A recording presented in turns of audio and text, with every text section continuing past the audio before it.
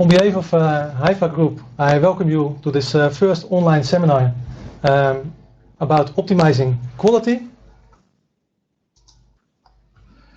Before we go to start, I shall first introduce myself. My name is Ronald Valken. I'm working for Haifa Northwest Europe as a product manager water-soluble fertilizer, so as an advisor. Today we do this webinar live from Amsterdam, here in the studio. Before we go to start, I shall explain you a few things about how the webinar is working. But before I do that, I first want to introduce to you Leo Marcelis from the University of Wageningen. Leo, welcome in the studio. Yeah, thank you. Leo is presenting the seminar, the lecture today to you. But as I explained, before we go to do that, I shall explain a few other things to you. First of all, we can imagine that a webinar is quite new for you. It's not only new for you, but also for us it's very new. So I'm going to explain what it is and how it's working. We have behind the screen, we have a moderator team, and you see the pictures below the screen. You see the pictures of the moderating team. This moderating team is there to answer your questions. So if you have any question, you can put the question in the right bottom chat box, and the moderating team can answer this question directly to you. If a question pops up several times, then the moderating team can send the question to us in the studio, and I can ask the question directly to Leo, and he can answer them during his presentation. One other thing that we are going to do, we're going to do polls, and a poll is a way for us to learn what are you doing. And to show, I'm going to start the first poll. And the first question I want to ask you is, what is your main type of crop? You now can key in what is your main type, and I see that a lot of people already key in what is the main type. You can choose vegetables, cut flowers, nursery stock, or others. And now I'm going to stop the poll. Show you the results. And you see that 61% of the viewers is in the vegetable growing active, 7% in cut flowers, 5% in nursery stocks, and 12% others. And that can be, of course, everything. Till this, my explanation, I want to give over the microphone to Leo to start this lecture. Okay, thank you very much, Ronald. My name is Leo Marcelis. I grew up at a farm, then I studied at Wageningen University, and now I'm already doing research in greenhouse horticulture for over 25 years. And in fact, what I'm doing, I'm applying plant physiology in horticulture. The presentation today I prepared together with my colleague Wim Voogd, and he's working at the unit Wageningen UR Greenhouse Horticulture. So what's on the agenda today? First, in my presentation I will discuss with you the supply of cations. Then I will move on to the uptake by the plants of the cations. And then I will talk about the quality aspects related to calcium, magnesium, potassium, and finally the sodium. And then I will finalize my presentation with some conclusions. So first of all, I would like to talk about the supply of cations, but before that I probably should say, what are ions, what are cations? Well, if you're talking about the nutrients which are relevant for plants, if they are dissolved in water, they are an ion.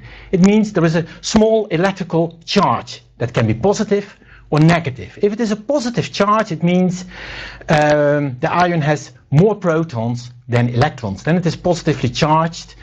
That are the cations where we will talk about today. Anions, they will have a negative charge, but I will not talk today about anions. That will be for a next webinar. So what are the main cations? That's potassium. In short, it's written as K, and if we do it correctly, it's K plus. And the plus indicates it is positively charged, so it is a cation. There's one plus, it means one proton more than electrons. Then another ion, cation, is calcium, abbreviated by Ca++. So two pluses, it means two more protons than electrons. Magnesium, in short Mg++. Sodium, Na+. and finally the ammonium, NH4+. Well, first of all, before I say a few words more, I should say, well, how do we express the cations? Let's focus a little bit on potassium as an example. You can express it as K, or you can express it as K2O. Well, I definitely prefer to do it as K and not as K2O, because what is relevant for the plant? Well, that's the K, the potassium. The O is not so relevant for the plants. So if it's then about the quantity, well, that's usually expressed in kilogram of potassium per hectare. But you can also express it as moles of potassium per hectare. A mole, that is in fact a measure for the number of atoms or molecules, so the parts of the nutrient that are there. Well, then an example could be, if you express it as K, then for instance it could be 500 kilograms of K per hectare. Well, if you prefer to have it as K2O, you can calculate from one to the other. 500 gram K is, for instance, 603 kilograms of K2O. Besides thinking in terms of quantities, also concentrations are relevant. So the concentration of a cation in moles or grams per liter of water. So here again it is a millimolar, so that's an indication for how many parts of K are there per liter of water. Or you can express it in milligrams. And from one you can convert it to the other. For instance, 6 millimolars of potassium per liter. Well, knowing that a mole weighs 39 grams, well, 6 times 39 makes 235 milligrams of potassium per liter. So quantity is important, concentration is important, but we should never forget also to think in terms of the ratio between the different nutrients. For instance, the ratio between nitrogen and potassium, or even more important, the ratio between potassium and calcium. And later I will talk a little bit more about ratios between nutrients. So first of all, I would like to talk with you if we have a nutrient solution and then we want to change it. And we want to change one cation. How to do that? And can we do that? You see a typical example of a nutrient solution with different contents. So a nutrient solution usually, well, it always has an EC. EC stands for electrical conductivity, usually expressed as millisiemens per centimeter. The electrical conductivity, or EC, is an indication for how many nutrients, the total amount of nutrients in the solution. So I took here an example with an EC of 1.5, that's relatively low. Well, then we have the cations, that are the things which you can see in black. So it is the nitrogen in the form of ammonium, it is the potassium, the calcium and the magnesium. So for here you can see for a standard nutrient solution what the values are indicating the millimolars per liter. Well, then if you go a little bit down in the table, you can see some red lines. So that are the anions. So anions, that's the nitrogen in the form of nitrate. It are the sulfates and the phosphates. Well, and then it is important that the sum of the cations is equal to the sum of the anions, because if they would not be equal, there would be electricity, an electrical charge. So the positive electrical charge should be equal to the negative electrical charge. Well, and if I do it very precisely, I should say, then you have to express it in milli equivalents, but I will not go too much in detail on that. So we have cations with a positive charge and anions. Okay. Now I want to take an example that we want to change one cation. If you want to do, for instance, in research, or for you, if you are a grower and you want to increase only the potassium, and for instance by 25%. Well, it sounds simple, you just add K+, but that's not possible. You cannot only add K+, because then you would have a positively charged, so you would have electricity. That's not possible. So you always have to do something else as well.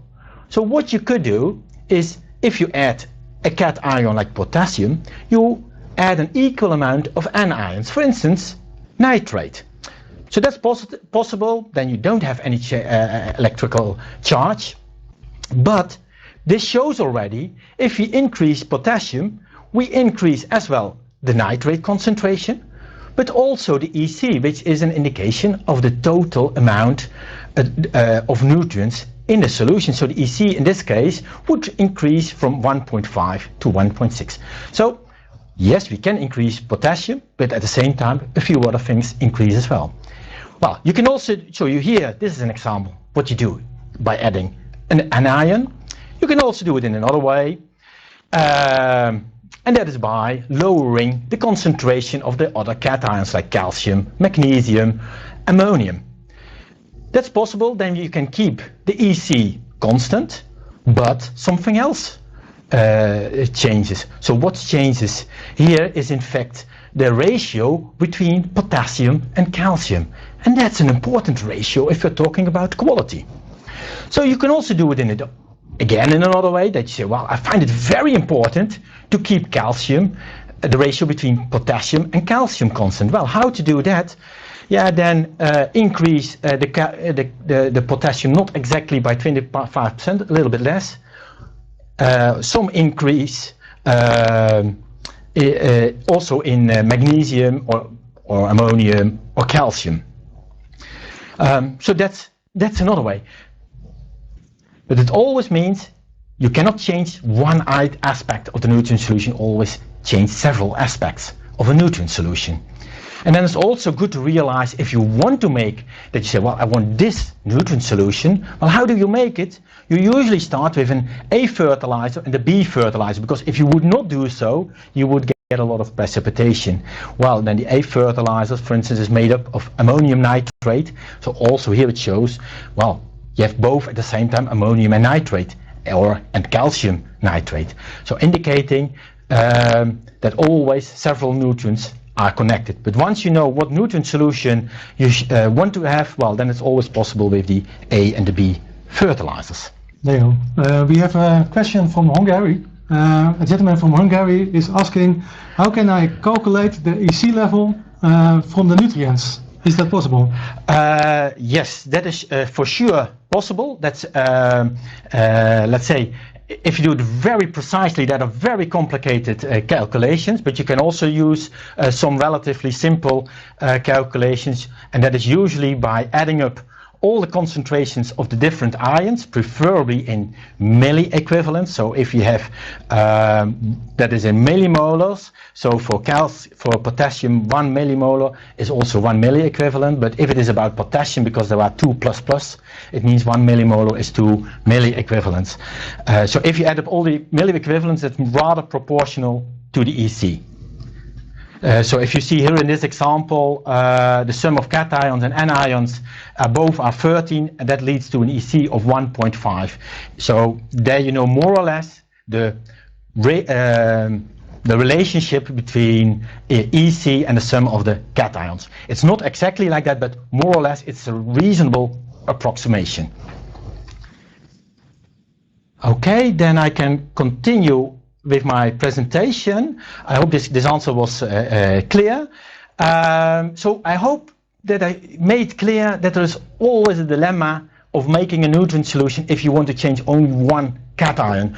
So either you increase the EC, which means a change in osmotic pressure, or it means a shift in the ratios of cations.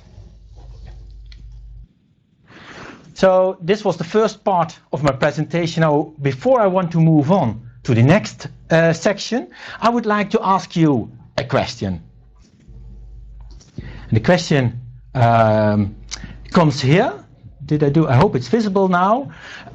So the question is, what do you consider the most important cation for quality? Do you consider the most important the magnesium, or is it sodium, or calcium, or potassium? What is for you the most important? And I see already quite some people are responding, but still quite some more are coming in, I think. Yes, I see some more. So please, I give you 3 more seconds to answer the question. 3, 2, 1, and then I will stop. So here you can see the results at this moment, and well, what we can clearly see is that potassium is considered by half of the people as the most important, followed by calcium, magnesium not so important. Oh, and I'm a bit surprised that sodium is not relevant. Well, I will come back to that, whether or not I will agree or not. So we will address all those 4 topics. But before doing that, I want to say a few words about the uptake of the cations. And with the uptake of cations, you have to realize a plant can only take up the cations which are dissolved in water. If they are not dissolved in water, they cannot reach the roots because, well, nutrients, they cannot crawl or they cannot walk. Now, only if they are dissolved in water, they can move. And then they can be taken up. And the uptake, well, it can be passive or it can be active. Let's first look at passive uptake. If it is passive uptake in the roots, it's mainly by the water stream. And that can only be done in the young parts of the roots. In fact, only in the root tips, in young root tips. It means that we also need growth of the roots. If there is not much growth of the roots, we don't have many young root tips, well, that might give some problems with the passive uptake. Well, and passive uptake, that's very important for calcium and magnesium because they are most of these nutrients have passive uptake. Passive uptake also holds for sodium, although that's a little bit more complicated, but because there's also active excretion. But if we look at the uptake of cations, what is very important is that there is always competition between the cations. So there is a competition between potassium, the K, and the sodium, but also competition with the ammonium. That competes also with calcium and it competes with magnesium. And I tried now to express this as an example in a simple equation. So what you can see here, the K plant, that means the uptake of potassium by the plant, divided by Ca plant, means the calcium uptake of the plant, so the ratio of potassium to calcium uptake. It is proportional to the concentrations in the rooting medium, so the concentration of the potassium in the rooting medium over the concentration of calcium in the rooting medium. Well, then you can do similar type of equations for the other cations, like the ratio of sodium uptake by the plant to calcium uptake. That's also proportional to those concentrations in the rooting medium. And, well, similarly, magnesium versus calcium uptake, also that relates to the ratio of the concentrations in the rooting medium. Hey, we received a question from Remco, and he's asking, is there a difference in the between cucumber and tomato in the amount of active minerals that are taken in? Sure, there are differences between species. If you don't mind, I would like to wait answering because I think it comes in my presentation. Okay. And please, Ronald, if it happens that I do not address it, ask the question at the end. But I think it will come in during the presentation. About this competition among cations, I would, well, yeah, what you can read here in red, it's always, well, reality is usually a little bit more complex than you would like to. I would say thinking in these concentrations in most cases will do, but if I'm more precise, we should not look at concentrations, but it has to do with the activities of a nutrient. But that's a complex term. If I say it simply, I could say, well, the activity of a nutrient is proportional to its concentration, but the activity of one ion decreases if the concentrations of the other ions is higher. So that, just to be a little bit more precise. Well, I mentioned already there's passive uptake of some nutrients. Other nutrients are taken up actively, so then it's really regulated by the plant. It also costs energy to the plant for that, to take up those ions. Well, the uptake of the anions, that's actively regulated, but also of the cations as potassium and ammonium. And for the uptake, in the end, what is important? What is the concentration really very next to the roots? And that's what you can see here, an example in this graph. On the y-axis, you can see the concentration of the nutrients in the solution, in the rooting medium. And then on the x-axis, if you go from left to right, left is far away from the root. And then completely at the right-hand side, that is what the concentration is, very next to the root. If you first look at the blue line, so there's a typical example of nitrate. So let's say we have overall in the rooting medium there is 10 millimolars per liter. But if you then go very nearby to the roots, you see that the concentration sharply drops. And that has to do because the plant has a very active uptake of the nitrate. But then you can see also a very different example, and that's for sodium. So maybe the concentration overall in the rooting medium is relatively low, but if it is then very close to the roots, the concentration might be much higher, and that's the concentration, yeah, let's say, that the roots experience. Here I would like to show you an example of an experiment that we did do with tomato grown at an EC level of 2.8 on where the nutrient solution was recirculated. And what I would like to show you is that what is the relationship between the concentration of a nutrient in the rooting environment compared to what is supplied in the irrigation water. So that's the supply you can see on the x-axis. And then you can see the higher concentration in the irrigation water, while also the concentration in the rooting environment increases, but it increases much stronger. And what I find interesting is to see, well, what is then optimal for plant growth? If you first look on the y-axis, well, what is more or less an optimum concentration of potassium? Well, that usually varies from 5 to 7.5. That's more or less the optimum range. So that's quite a wide range. But if you then look on the x-axis, what does that mean for the supply concentration? And you see that the width of the blue bar for the supply is much smaller than what it is in the root environment. So a small change in the supply concentration, no, I should say the other way around. The plant is quite flexible with respect to the concentration in the rooting environment, but the concentration in the supply rate is much more critical. Similar type what you can see here for calcium at lower rates, but here you can see the concentration in the rooting environment optimal is considered more or less 6 to 8 or 9 millimolars. Well, to realize that, the supply concentration is, for instance, only 3 millimolar. And here another example is what you can see for magnesium.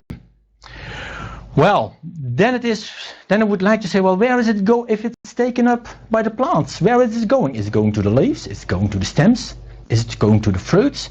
Well, maybe here you can see a graph with many bars.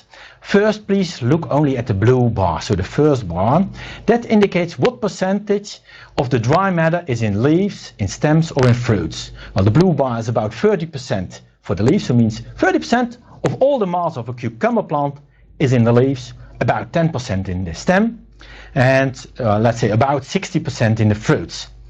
Well, let's then look at the red curve, the red bars, that is the potassium. Well, I would say there's more or less a comparable distribution. About 20% of all the potassium is going to the leaves, 10% to the stem, and a little bit more than 60% to the fruit. So more or less comparable to what the dry mass is. But then going to the green bars, that's the calcium, and that's very different, because then you can see calcium is in the leaves. It's over 50% of all the calcium is in the leaves.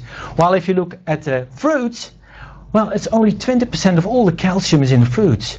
Well, that's typical in many plants with fruits that there are much more calcium going to the leaves than to the fruits. Well, this is an example for a cucumber. If I would have taken an example of tomato, this would be even much more extreme. Then the amount of calcium in the fruits is even much lower. So maybe this already partly relates to the question I got earlier, but later on I will also talk a little bit more about differences between crops. Okay, Leo, we have another question coming from Nolina, and he is asking, is potassium more important for vegetables, and is calcium more important for young plants? Okay, that's an interesting question. I would say they are both very important. Calcium is very important indeed in particular for when the organ is young. So yes, it is important for a young plant, but on the other hand, also older plants, they have growing tips, or they have maybe small fruits, young fruits. And for those new parts on the plant, the calcium is always very important. So I think it is always important, both for young plants and old plants.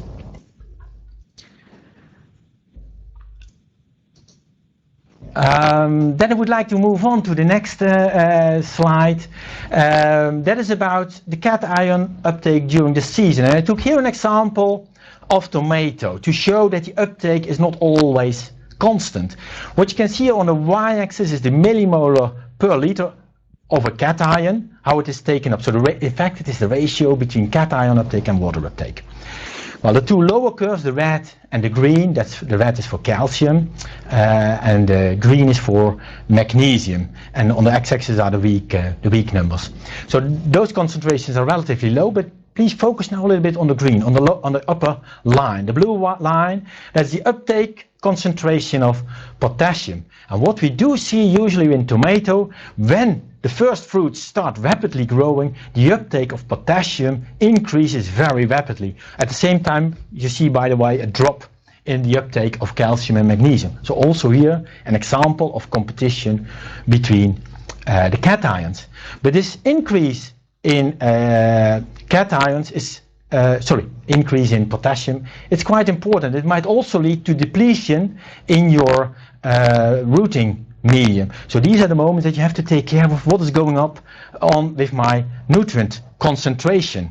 And that's why usually these type of recommendations are given with how to supply the different nutrients or different cations for tomato.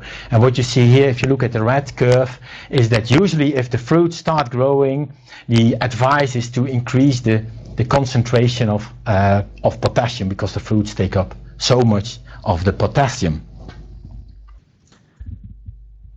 Well, I got a question about species differences. I forgot what nutrient the question was about, but at least here is an example of potassium, and I think yes, there are species differences. Maybe the most, I will not say all the values for each crop, but for instance, if you look on the upper line, there you can see the uptake concentration of potassium for cucumber, or on the second line for lettuce, which is close to 9 millimolar. Well, then compare it with the lowest line, that's roses. That's much lower. So this shows that it very much depends on the crop we are looking at what concentration the uptake is. So I hope this has answered now the question that we got earlier. Okay, then I would, so far about the uptake of the cations. Now I want to continue with the different quality aspects, but before doing so, I would like to know your opinion about quality. So what do you consider as the most important quality aspect if it is related to the supply of cations? Is for you important that there are some brown spots or some brown things on the leaves, or is for you blossom end rot very important? Or do you consider the post-harvest life, so after the product is harvested, so what is the quality then? Or taste? Or is it something else? And I see quite some people are responding at this moment. I see it going up a little bit, the different things. Well, I give you 3 more seconds to make your choice. 3, 2, 1. Well, I think large people responded. So then I would like to show you the results. Okay, see what is most important. That is the shelf life, the post-harvest life is considered as the most important. Okay, that's very interesting, and I'm very happy that you also think a little bit more than just the cultivation of your crop, but also what it means after the harvest, because in the end it needs to be appreciated by the consumer. Also, blossom end rot is considered quite often. Brown spots. Oh, the taste is not so not considered that important, and there's not so many other things. So okay, so if I talk about tastes, post-harvest life, blossom end rot, brown, then I hope my presentation really fits in your what you think is important. So with respect to quality, I will do it cation by cation. Although I should make one remark, initially I indicated already, if you do an experiment you can never change only calcium. You always change 2 things of a nutrient solution. But still, I think we can draw some general conclusions about calcium. That's where we will start. Leo, I received a question from Spain. Somebody's asking there, in terms of quality, would calcium be more important for leaf crops and potassium for fruit crops? No, you cannot say that. So this is for sure that you cannot say it like that, because calcium is also very important for fruits. I I find it very difficult to say which one is more important. So please give me the opportunity to show you where calcium plays a role, where potassium plays a role, and then I think in the end I will conclude that there is a very neat balance, or it's a balancing act between those nutrients, and it is both relevant for for the leaves of the plant as well as for the fruit. So for both it is very important. I hope this was clear so far. Can I continue with my presentation? Yeah, go ahead. Okay. So calcium. Maybe it's good to see, well, what are the major functions of calcium, and that's related in a plant cell. So calcium is very important in the cell wall. It makes it rigid. It's important for the rigidity and the flexibility. But also for inside the cell wall, there's the membrane. And the functionality of the brain is very dependent on the calcium. Calcium plays an important role. Usually it is inside the cell, mainly it's in the vacuole. It has also another function. It's involved in many processes, and often it's considered as a signaling compound for the plant. Well, maybe the best way is to show you a few pictures of what can happen if there is not sufficient calcium. Here it holds for some fruit vegetables. At the left hand side you see an aubergine, the eggplant. You see some brown finked parts on the fruits. That's blossom end rot. But blossom end rot you can also have in the middle, but that's the red sweet pepper. So very severe calcium deficiency. And on the right hand side you see the tomato fruits with blossom end rot. So blossom end rot is quite often an important issue when we're talking about calcium. But it's not only in the fruits. So here you can see it is also relevant for the leaves. This is what can happen with leaves if there is not sufficient calcium. Well, I guess the pictures are clear by itself, and not always the symptoms are exactly the same, but well, this is more or less what you can expect with insufficient calcium. Or here, some other examples of different leaves. In the middle lower part you can see the tipburn in lettuce, a very important problem. I often hear from growers that they come and say, well, what to do about tipburn? Not always easily to do it in practice. So calcium, you can have insufficient, but you can also have too much calcium. Too much calcium, an example here of tomato fruits is that you get gold specks. Some people call it gold specks, other people call it gold flecks, other people call it gold spots. Well, it's all more or less the same. It sounds like gold. Usually gold is nice, but here, no, not always gold is nice. Here it is not nice. What are these gold specks? Well, in fact, there are calcium oxalate crystals. So it is in fact too much of calcium. Well, how does it look then if I would express it in a figure? Here you can see on the y-axis the index for the gold specks. The higher the index, the more gold specks there are. And then on the x-axis you can see the ratio between potassium and calcium. So a high ratio of potassium versus calcium means a low calcium concentration. So at the left hand side there's a lot of calcium. At the right hand side there's not so much calcium. Well, at the left hand side when there is very little calcium, at the left hand side when there's a lot of calcium you see many gold specks. Well, and then you can also see that magnesium also plays a role, because the upper line is for low magnesium. So you probably then the uptake of calcium is further improved. You get even some more gold specks. So also here you can see the interaction between the cations. So the previous one was about too much calcium. Here you can see a problem if there is insufficient calcium. So here you see the blossom end rot versus the ratio of potassium to calcium. So also at the left hand side there is a lot of calcium, at the right hand side there is not so much calcium. Well, the right hand side not much calcium, a lot of blossom end rot. And by the way, also here you see that there is some effect of magnesium. If there is the magnesium concentration is low, so that's the blue line, the lower line, we have a little bit less blossom end rot. So probably also here with low magnesium there's a little bit more easy uptake of the calcium. Well, then another example where the calcium is related. So far, most of my results were on vegetables, and I saw initially that most of the listeners are also about vegetables, but also quite some cut flower growers and potted plants. And this is an example from potted roses and post-harvest. So what do you see here? The calcium in the pots supplied to the plants. And on the y-axis you can see the wilted flowers 3 weeks after the plants were out of the greenhouse, and you want to have, of course, the flowers not to wilt.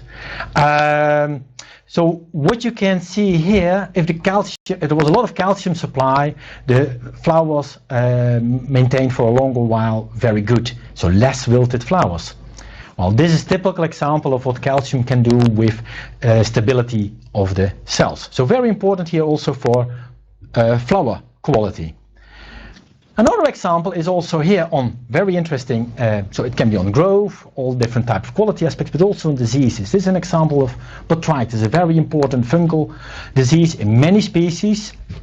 What you do see here is if we increase the calcium supply from left to right, that we get less Botrytis.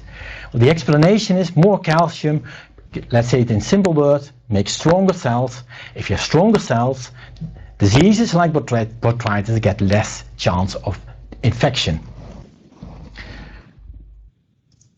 Okay, so far about calcium, the main aspects, and now I would like to say a few more words on magnesium. Well, what is the role of the plants in magnesium? Well, magnesium plays a role in the chlorophyll of the plant. That's the green pigment of the plants in the leaves. It has an important role in the photosynthesis of the plant. And yeah, to some extent it's also mobile in the plant, so it can move. It's not super mobile, but still it can move from old leaves to younger leaves. And usually, well, I don't know so much about, I've not heard so much about that there can be problems with too much of magnesium, not by itself, except that a lot of magnesium may reduce the uptake of calcium, so it can lead to a shortage of calcium. So also here again, the interplay between the different cations is very important. Well, then let's show a few pictures of what you can get if there is not sufficient magnesium. Here an example of tomato leaves. What you typically see is that the leaves in between the veins are getting yellow. Here you can see the whole crop, a very severe limitation of magnesium. These are chrysanthemum leaves, so you can have it in all types of crops. Insufficient magnesium usually leads to yellowing of the leaves. Or here leafy vegetables, similar type of problem of the color of the leaves. And well, this definitely, if you have such a severe deficiency, you get a reduction in photosynthesis, and a reduction in photosynthesis, well, usually means a strong reduction in growth. So it leads to a reduction in growth, but also, of course, the consumers don't want products with yellow leaves. So that was very briefly about magnesium. Then I will continue to potassium, but well, not to talk continuous by myself. I would like to ask you one more questions, because now I still have the opportunity. I would be very interested to know if you are measuring the concentration of cations in the rooting medium or in the drainage. And do you do that regularly?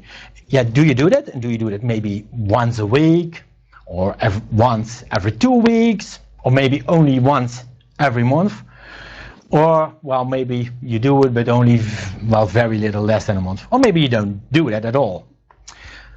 Okay, I see already quite a number of people are responding. Oh, but sorry, there's still many people are responding, so I will wait a little while. So please make up your mind. Okay, well, I think, yeah, I give you 1, 2, 3 seconds, and then I will stop it and will show you the results. Let me see. So oh, that's a nice order. 30% of all the viewers do that at least once a week. Well, I'm very happy on that because I think a good nutrient supply, well, at least I always would want to know what the concentration is. So yes, I would be very happy to know it every week. But also a very large fraction every 2 weeks, still quite often. But I do see also some people never take care of that. Well, I hope that after 10 minutes, I'm not sure how far I am, when my presentation is finished, that you think, well, these cations are quite important, maybe I should measure it also quite regularly. So let's move on to the next topic, that is about potassium, and what quality aspects can we expect with respect to potassium. Some pictures on the leaves, so you can get some brown parts on the leaves if you have a calcium deficiency.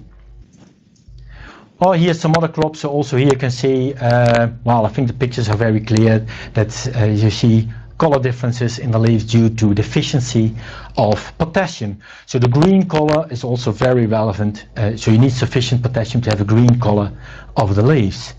But it is not only about leaves, it is also about fruits, the color of the fruits. And here you can see an example of cucumber fruits. And those cucumber fruits, they should be green. Usually they are green at harvest, so that's okay. But it's very important that also during the post-harvest life that they stay green for a long while, that they are still green when they are consumed by the consumer. And then it is important the potassium supply when the plants are grown. And here you can see the color index at the moment of harvest, so the higher the color index, the more green the fruit is. Maybe you cannot see that much by eye at this moment, but with the sensor you can measure the color index, and the higher the color index, the greener it is, and in particular the shelf life increases of cucumber. So higher potassium, more green of the color. You can also see here some interactions with magnesium. With high magnesium, well, in fact you can see even some less color. But of course it depends on what, because if you go with the magnesium too low, you of course also get green ones.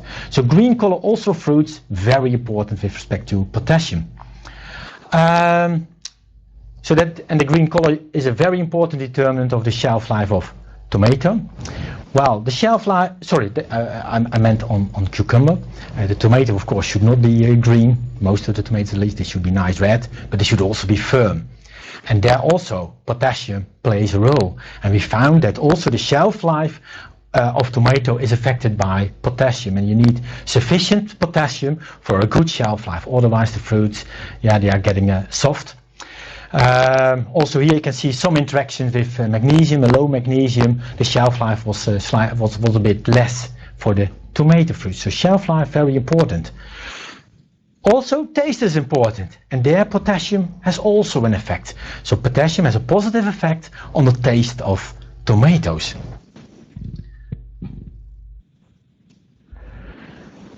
Well, some other effects of high potassium. Well, high potassium may also mean low calcium uptake, and this is the example of sweet pepper.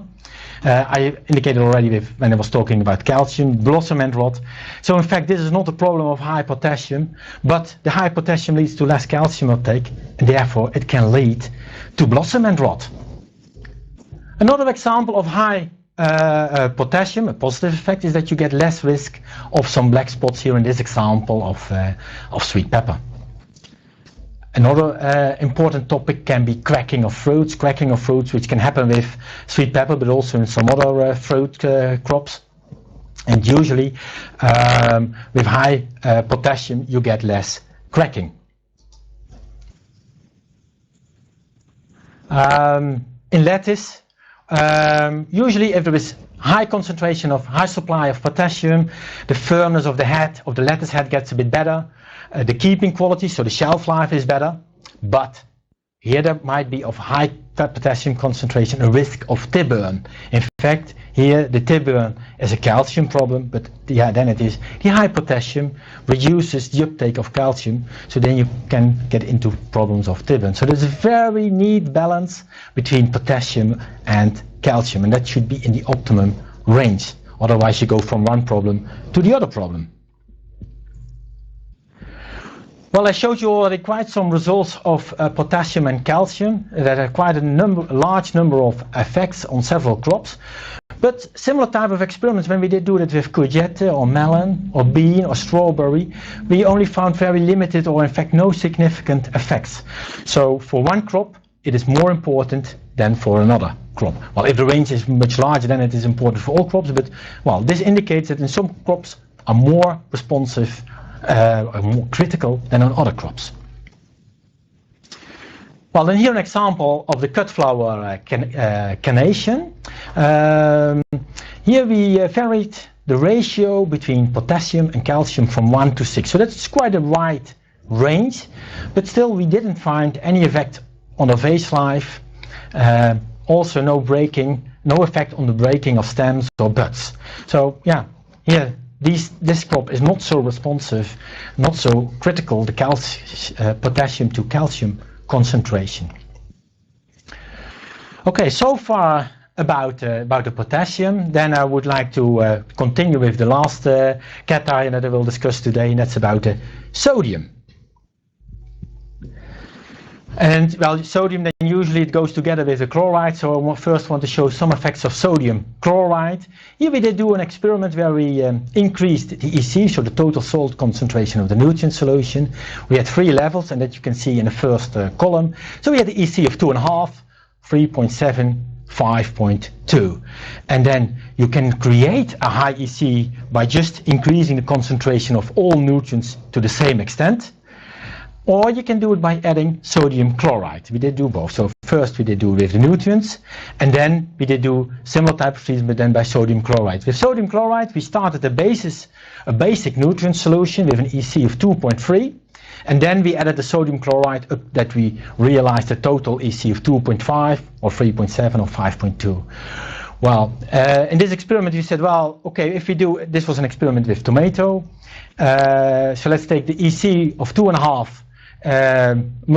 created by the nutrients as 100%, and then let's look only at the lower line where we increase the EC by nutrients or by sodium chloride, and you see, well, with the sodium chloride EC 5.2, the yield is only 84% of the reference treatment, so a reduction of 16% in yield. So that's quite a lot if you're a grower.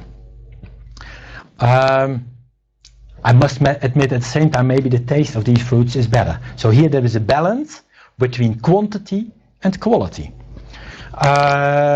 Cucumber, well, there you see a much stronger effect on the yield. So if you look at the right column at the bottom, you see that if we have a lot of sodium chloride, you see that only the yield is only 74%. So you lose 26% of your yield. Well, then you will not be very happy, I think, if you lose 20% of your yield. Another example, so that was about vegetables. Let's take an example of a cut flower, bouvardia in this case. What you can see here is the yield of the bouvardias, here expressed in kilograms per square meter, versus the sodium chloride. And you can see the higher the sodium chloride concentration, well, there is quite some decrease in the yield. And then, well, we are researching, then we want to know, well, is it now a sodium effect, or is it because the sodium chloride increases the EC? Well, and based on several experiments, we estimate that about 1/3 of the effect is due to an osmotic effect, so because the total salt concentration increases, but 2/3 of this effect is just a specific effect of sodium, or let's say sodium chloride. Well, if it is sodium chloride, the next step is it then the sodium or is it the chloride? And then here we see another example of an experiment that we did do with bouvardia. Again, on the y-axis you can see the yield. On the x-axis, sodium chloride concentration. Let's first look on the red line. So that is for chloride. So we had a nutrient solution without chloride, or we had a nutrient solution with 10 millimolar of chloride. So we created 10 millimolar of chloride, so we reduced the concentration of the other anions. Well, and then you can see whether it's 0 or 10 millimolar of chloride. Well, that was only a very small decrease. But then if you look at the other lines, there is a sharp decrease. The other lines are for sodium. So let's first look at the black line, the lower line. So we had a nutrient solution of EC2, and then we added 10 millimolar of sodium, and at the same time we kept the EC constant, so we reduced the concentration of the other cations, and you see a sharp decline in the yield. Well, you could also we did do the same thing with an EC of 3, and with the EC of 3, if you then add 10 millimolar of sodium and reducing the other cations. Well, still, there is a substantial reduction in yield, but it is less than with the EC. So this shows how complex it is, that it also depends on the concentration of the other ions. But in all experiments, you see an increase in sodium, a reduction in yield, and the sodium, it's more important than the chloride, but in most cases they go together. Then here another type of example of differences between species. So initially there was a question, are all crops the same? Well, I think I've shown already, well, there are some differences between crops. Also for sodium. What you do see here on the y-axis is the uptake concentration of the sodium. So millimolars per liter water that's taken up by the plant versus the concentration in the rooting environment. I will not discuss all lines, but if you only look, let's say, at the green line, that's for cucumber, you see that cucumber, that if the concentration in the root environment increases, the uptake by the plant increases very sharply, and there's a high uptake rate of sodium. And compare that, for instance, with the red curve, the lower curve, that is for the sweet pepper in the fruiting phase, in the generative phase, a very low uptake rate. So there are strong differences between species in how they take up the sodium. So that's about uptake, and based on that you have to see, well, what are then the effects on the growth and the quality of the plant. And based on many experiments there have been some advices on what are more or less maximum acceptable concentrations for sodium and chloride. So what you can see here are the values in millimolars per liter of what we advise as a maximum concentration of sodium and chloride. And also here you can see, well, for some crops it's 10, for instance for the tomato, but if you go down in the curve you see, for instance, chrysanthemum or roses, they are even more responsive, so we advise a lower maximum concentration. Leo, we received a question from John. He's asking, are you talking about milli-equivalents, millimoles, or milligram per liter? Okay, yes, I should have. I see that I'm missing here the units. This is in millimolars, so millimole per liter. So that were the limits in the concentration in the rooting medium, and also for the uptake rates. Yeah. Sorry for not providing that information. Very relevant. Yeah, so then I'm at the end of my presentation. I would like to make a few conclusions what I discussed today. I started by nutrient solutions. Well, if you want to make it and you want to change one nutrient, well, it's always coupled to another nutrient. So there's coupling, but there's also competition among the nutrients. And also what I have shown, if you change anything in the supply rate and the concentration of the irrigation water, it can already lead to big changes of the concentration in the rooting medium. And well, if you're talking about cations, it's really a balancing act. If you have more potassium, you may get problems with insufficient calcium. And in particular, calcium is important.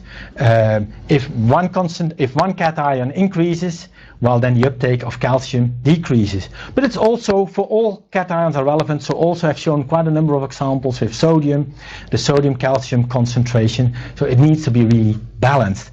Well, and then for sodium, you could say it's also balancing, but in generally, well, more sodium usually only leads to negative effects, so you have to be very careful with respect to sodium. So I was a bit surprised that in the polls that not so many people experienced that as a problem. Yeah, and then I'm at the end of my presentation, and then I think there is time for questions. Yeah, Leo, you're right. A lot of questions came in. Our moderating team was working very hard to answer as much questions as was possible, but I also want to ask a few questions to you. One of the questions we received is, what is the ideal ratio between potassium and calcium? Is it 0.8 or is it something else? Yeah, then you have to look back in my graphs where you can see it. It's now standing here, I get the little bit difficulties. I should have that ratio by heart. So sorry, at this moment Yeah, Okay, I think it's close to that. But yeah. It's no problem. We come back on this question in the next seminar, and we shall answer this in the start of the next seminar. So we keep this one open. So then we can dig in. I know, but it's sorry. I can imagine.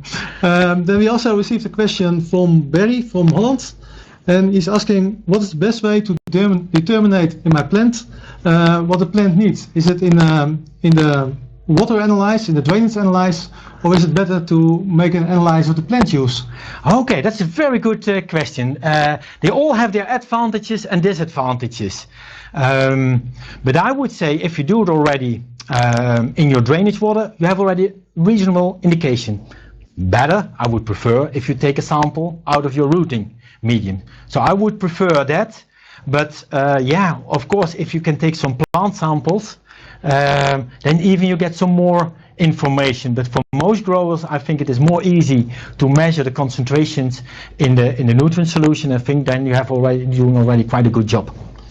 We also get this more or less the same question from M. I don't know who it is, but he said he asked and fruit samples. What do you think about that? Yeah, it all helps, and it gives you more information. So it depends also a bit on how easily can you measure it. And in many countries, I think it's relatively easy to measure samples in the nutrient solution, but for plant samples it's usually a bit more complicated. And then probably I get the next question, if you measure it in the fruit, where to measure it in the fruit? So yes, it helps measuring in the fruit. And the next question, where to measure it? Because if you're talking, for instance, a blossom end rot, it's in the tip of the fruit where the main problem is. So then we need to know it even in that tip. So it is, the more you measure, the more you know, but also you make it more complex. Complicated. Okay, let's see, another question coming in from Mexico. You explained the importance between the ratio of potassium and calcium for avoiding blossom end rot, but what about ammonia? What is ammonia doing against blossom end rot? Okay, well, that's also a very good question. So ammonia is also a cation, and if you look at nitrogen uptake, then often the ammonium is preferentially taken up. Well, and that uptake of this cation reduces the uptake of the other cation, so it reduces the uptake of calcium. So you can expect more problems with insufficient calcium. Today I didn't say too much about sodium because I was a bit afraid taking too much time of you. And in our fourth seminar, I will say a bit more about ammonium, and also we will discuss that in relation to the pH of the nutrient solution. Okay, so click the presentation forward, because in the meantime, when Leo is answering questions, you have the time to subscribe for our next seminar on the 28th of January. Leo's talking then about optimizing growth. But before we go to do that, I have another question. It's a question coming from Holland. Mm-hmm. And the question is, you talked about giving the right amount of calcium and potassium, and then you can avoid blossom end rot. So if I do it correct, then I don't have any blossom end rot in my tomatoes anymore, is the question. Okay. Yeah, sorry, I have to disappoint you. I cannot guarantee not to get blossom end rot. What I can guarantee you something different.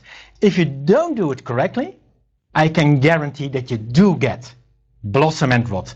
But let's say if you do it correctly, your supply, you still might end up with problems, because the supply is very important, but it's the basis for doing it, for having a good product. But for calcium, also the above ground climate is quite important. So you can do it correctly, but that still you can end up in problems. I think also in one of the other seminars we'll say a little bit more about the above ground environment, but it has to do with how fast are, for instance, the fruits growing compared to how fast is the uptake of calcium, and how is the calcium distributed in the plant. And that very much relates to transpiration. If you have a lot of transpiration of leaves, a lot of calcium goes to the leaves and not to the fruits. So then you may end up with problems of your fruits or problems of calcium in the tips of the plant. So if you do your calcium potassium ratio correct, it's not a guarantee that you then get any blossom end rot, but if you do it wrong, it's almost a guarantee that you get blossom end rot. Yeah.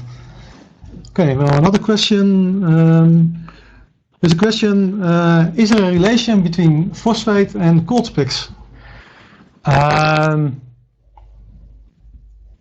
Now I need to think about it. I'm not fully sure about it, sorry. Okay.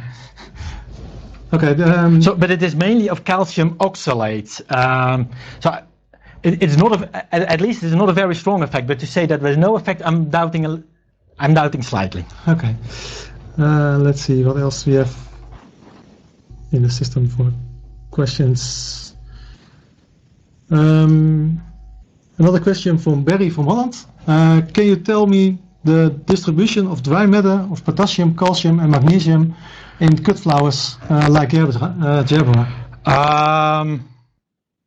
No, sorry, I don't know that by heart. We do have these type of figures, I think, okay. So we might send them afterwards. But to say it here right now by heart, it's a bit difficult. But usually you see calcium is high concentrations in relatively a lot in the leaves and less in flowers also. Yeah. Okay, I see still questions are coming in.